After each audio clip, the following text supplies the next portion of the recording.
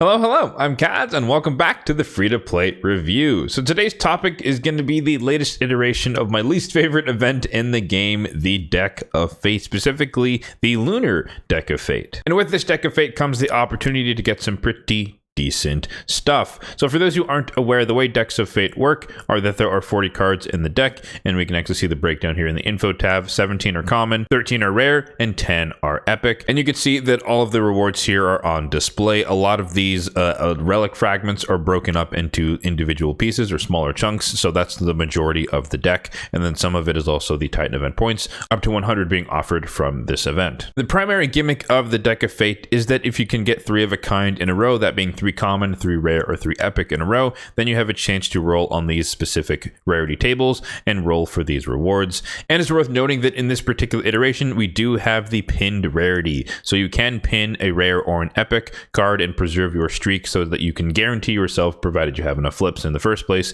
to get one of these types of rewards from whichever rarity you choose or lock in. In this particular instance, you can earn yourself some flips by either doing champion training or summoning your Soulstones. And of course, this is coinciding with the boosted rates for 5 and 6 star perfect souls in the Altar of Souls for mortals and immortal Soulstones. And to see these values in a more tangible format, let's hop over to the spreadsheet, which will be linked in the description box down below. And note that there are multiple tabs in the spreadsheet if you click the link, and we are on the Deck of Fate calculator tab. So we can ignore Dungeon Divers, that's not associated with this, but there is the champion training aspect as well as the Soulstone summoning aspect. The champion training part is basically the same as it's always been, and we have 2 different rows of data that you can use to try and extrapolate how many points you could reasonably get.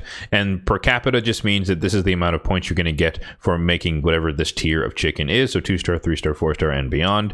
And then cumulative just means you're accounting for the fact that you're going to have to feed multiple instances of each chicken to make the higher tiers. The Soulstone summoning aspect is pretty cut and dry. We're just taking the amount of points you get for opening each tier of Soulstone and extrapolating it all the way out to 40 flips worth, and that's how much it's going to cost. So if you wanted to do it entirely 40 flips worth with mortal Soulstones, it would be 445 of them. It'd be 45 immortals and 9 eternals, which of course is a ridiculously tall order. So unless you've been hoarding them for probably years at this point, you're probably not going to have that many saved up for this type of event. And then I also added a new value here that I'm calling the nerf applier, which just means that typically the mortal Soulstone was 100, immortal was 1,000, and the eternal was 5,000. And so most iterations of the Deck of Fate have seen some decrement of those like highest tier values. And so I just decided to turn it into an input so that it's a little more clear how good the rates are relative to the highest values that we've seen historically speaking. So in this case, the Deck of Fate values for Soulstone summoning is only 90% of the peak. So it's not the worst. It's not bad like the Freya Deck of Fate, which is down at like 60%, which is a huge decrement,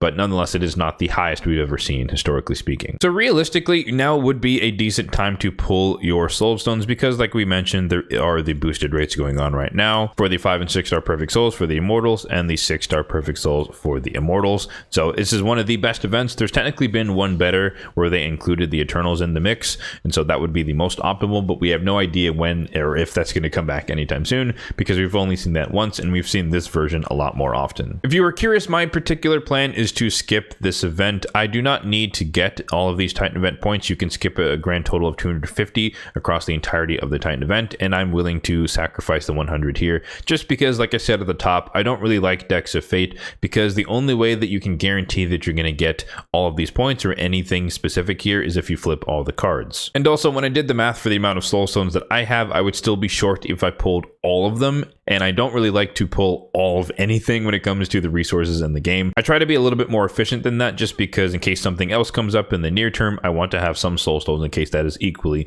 if not more important. So all in all, for me, this is a skip because one, I just don't like Decks of Fate. I like guaranteed rewards when I'm investing my resources into it. I would have to go all in and I would still not be able to max out the deck entirely with the Soulstones, and then I'd have to finish it out with champion trading. But there's also some competing events going on right now. The Dungeon Divers is live right now. Champion training is not the strongest way to get points for Dungeon Divers compared to running dungeons, of course, and so I'd rather spend my energy in the event dungeon right now. That's what I've been running and just trying to get as many Dungeon Divers points as possible, and so I'm just deciding to skip the Deck of Fate. I think it's just not worth my resources at this moment. However, I do say that, you know, if you're just not really in pursuit of the Titan event points, you just want to pull your Soulstones because of the boosted rates, then by all means, you can just pull however many you're comfortable with pulling, and then just you get what you get, and you can walk away with that. Or you could just spend some energy on champion training just to get some flips that way. It's all up to you, and you don't necessarily have to copy my exact strategy when it comes to these types of events. It's definitely been a while since I've actively participated in a Deck of Fate, and I would like to do one sometime in the future, but on the surface it's directly incompatible with my particular playstyle.